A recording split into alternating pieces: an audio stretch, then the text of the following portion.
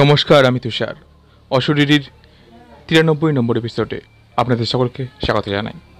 আজকে অনেকদিন পরে আবার একটি সত্য ঘটনা নিয়ে হাজির হয়েছি আপনাদের সামনে। ঘটনাটি ঘটেছে আমার একজন অফিস কলিগ, প্রীতম নামে একজন অফিস কলিগ আছে, তো তার দাদুর সঙ্গে।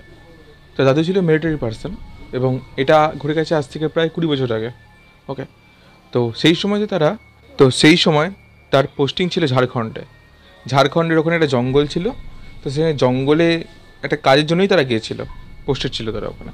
ওখানে যেদের ক্যাম্পটা ছিল, তাঁবু খাড়ি সব থাকতো। তো এবার ওখানে যে ক্যাম্পটা ছিল, এই ক্যাম্পের ভিতরে মাঝখানে না খুব আওয়াজ হতো মাঝে মাঝে, মানে ক্যাম্পের ভিতরে কেউ যেন রীতিমতো মানে কুস্তি করছে এরকম মতো আওয়াজ। কিন্তু ক্যাম্পটা তেমন নিউডে উঠতো, কিন্তু ভেতরে কিন্তু মানুষ ঘুমোতেন শুধুমাত্র, এবং তারাও মাঝে মাঝে আশ্চর্য হয়ে যেতেন, কী হচ্ছে, এটা কেন আওয়াজ হচ্ছে কেন ভেতরে। যারা ঘুমোতেন তারাও বুঝতে পারতেন যে ক্যাম্পটা কোনো রীতিমতো নড়ছে, জেগে উঠতেন, হকচকে যেতেন। এই ঘটনা প্রায় 10-12 দিন ধরে চলতে থাকে। এর কিছুদিন পরে ওখানকার একজন স্থানীয় বাসিন্দাদের সঙ্গে ওদের খুব একটা ঘনিষ্ঠতা বেড়ে যায় আর কি।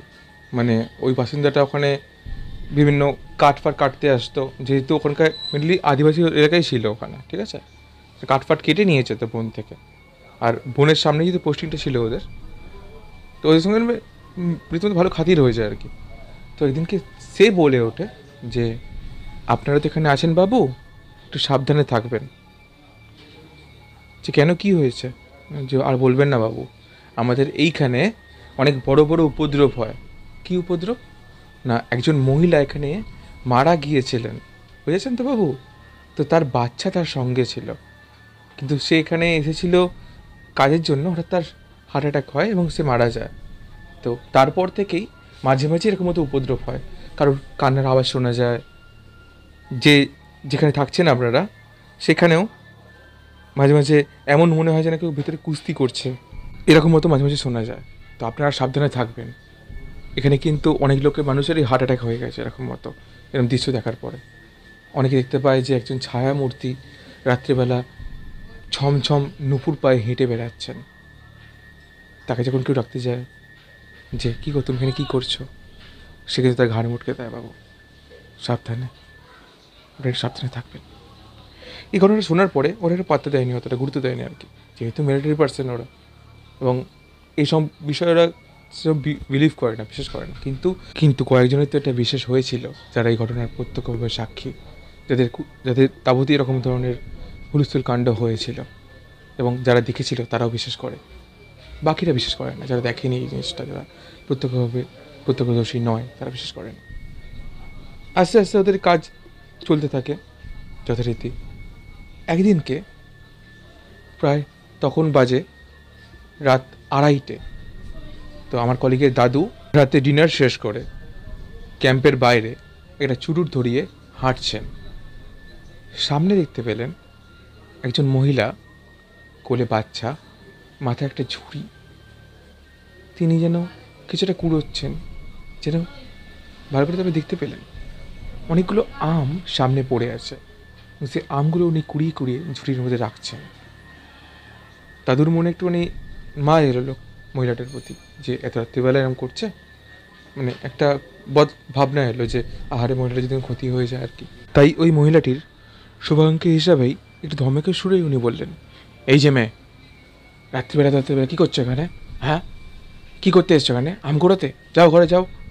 একা মেয়ে মানুষ রাত্রিবেলা রাস্তায় ঘুরে বেড়াচ্ছে একটা কোলে বাচ্চাকে নিয়ে। মহিলাটির কোনো ভ্রুক্ষেপ নেই।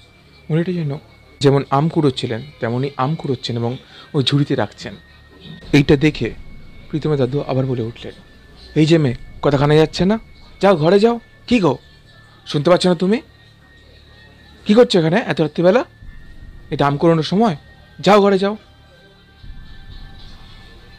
তার পাশ থেকে তারই একজন সহকর্মী এসে দাঁড়ালো, যে কী হয়েছে স্যার? দেখো না, এত রাত্রিবেলা আনকালচার মানুষজন, দেখো আম কুড়োতে এসছে, দেখো এটা কোলে বাচ্চা নিয়ে। উনিও দেখলেন আম কুড়োচ্ছেন, কিন্তু একটু পরে উনি প্রীতম দাদুকে বললেন, স্যার চলুন এখান থেকে, জায়গাটা বিশেষ সুবিধার নয়। তখন যেন প্রীতমের দাদুর সারা শরীরে একটা ঠান্ডা হাওয়া বয়ে গেল। উনি বললেন, ভালো করে দেখুন স্যার, উনি তো আম কুড়োচ্ছেন, কিন্তু ঝুড়িতেই কোনো আম আছে, কিন্তু ঝুড়িতে আম রাখছেন, সব আমগুলো যাচ্ছে কোথায়? তখন প্রীতম দাদু আবার তাকালেন ওই মহিলাটির দিকে। মহিলাটি একটুখানি মুখটাকে কাত করে তাকালো। ঘোমটার আড়াল থেকে যেন দুটো জ্বলন্ত লাভা ঠিক ওর দাদুর চোখাচোখি হচ্ছে, আর একটা শয়তানি হাসি ওই মহিলাটির মুখের কোণে লেগে আছে।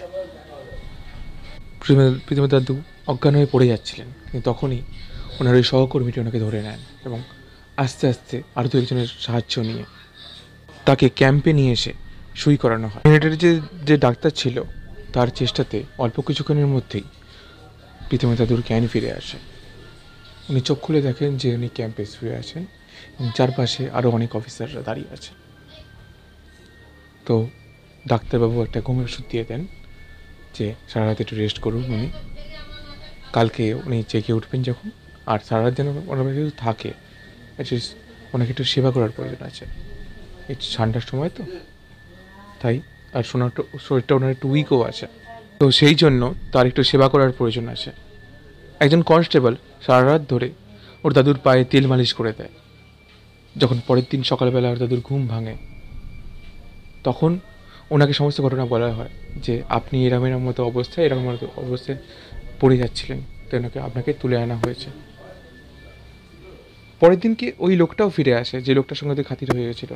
ওই লোকটা বলেছিলাম না বাবু, আপনারা সাবধানে থাকবেন, এখানে আকছার এরকম মতো হয় বাবু, যারা ডাকে ওদের গিয়ে নিয়ে তুই কী করছিস মেয়ে, আম করছিস কেন, তারা আর পেছনে ফিরে আসে না বাবু, এই পৃথিবীতে তাদের কোনো জায়গা হয় না, তারা ওই অশরীরী জগতের বাসিন্দা হয়ে যায়। আপনার ভাগ্য ভালো বাবু যে আপনি ফিরে এসেছেন, যান সাবধানে থাকবেন বাবু, আর এরকম প্রলোভনে পা দেবেন না, কেমন? উনি চুপচাপ সমস্ত কিছু শোনেন, কোনো কথার উত্তর দেন না, কিন্তু ওনার মনের মধ্যে একটা ঘটনা বিচরণ করতে থাকে যে সত্যিই তো এই পৃথিবীতে এমন অনেক ঘটনাই ঘটে যায় যার কোনো ব্যাখ্যা আমরা খুঁজে পাই না, হয়তো কোনো দিন পাবও না, কারণ ওইগুলো আমাদের এই জগতের কোনো ঘটনাই নয়, ওগুলো সম্পূর্ণ একটা অশরীরী জগতের ঘটনা, যেই জগতে কোনো শরীরী ব্যক্তির কোনো অস্তিত্ব নেই, সেই জগতে সব কিছুই শুধু অশরীরী। তো এই ছিল যে ঘটনা, দয়া করে জানাবেন আপনাদের কেমন লাগলো, এবং আমি অত্যন্তভাবে ক্ষমা প্রার্থী, অত্যন্ত দুঃখিত এত দেরিতে এই ঘটনা দেওয়ার জন্য এতদিন পরে। আর একটা কথা, আমার একটা নতুন কাজ হয়েছে যার জন্য আমাকে হয়তো নাইট ডিউটিও মাঝে মাঝে করতে হতে পারে, তাই শনিবার দিন কি ঘটনা আসবে, যেমন আসে ঘটনা, কিন্তু ওই টাইমিংটা হয়তো রাত্রিবেলা না হয়ে মাঝে মাঝে দিনেও হয়ে যেতে পারে, তো একটুখানি ক্ষমা প্রার্থী, তার জন্য আগে থেকে আপনাদের কাছে আপনারা একটুখানি দয়া করে অ্যাডজাস্ট করে নেবেন। আপনারাও নিজেদের লেখা কোনো ভৌতিক গল্প বা আপনাদের সাথে ঘটে যাওয়া কোনো সত্য ভৌতিক ঘটনা আমাকে পাঠাতে পারেন। পাঠানোর সমস্ত মাধ্যম, যেমন আমার ইমেল আইডি, আমার ফোন নাম্বার, আমার হোয়াটসঅ্যাপ নাম্বার, সমস্ত কিছুই আমি ডিসক্রিপশানে অ্যাড করে দেবো। আজকের মতো এখানেই টানছি, আবার ফিরে আসবো আগামী সপ্তাহে কোনো সত্য ভৌতিক ঘটনা বা কোনো ভৌতিক গল্প নিয়ে।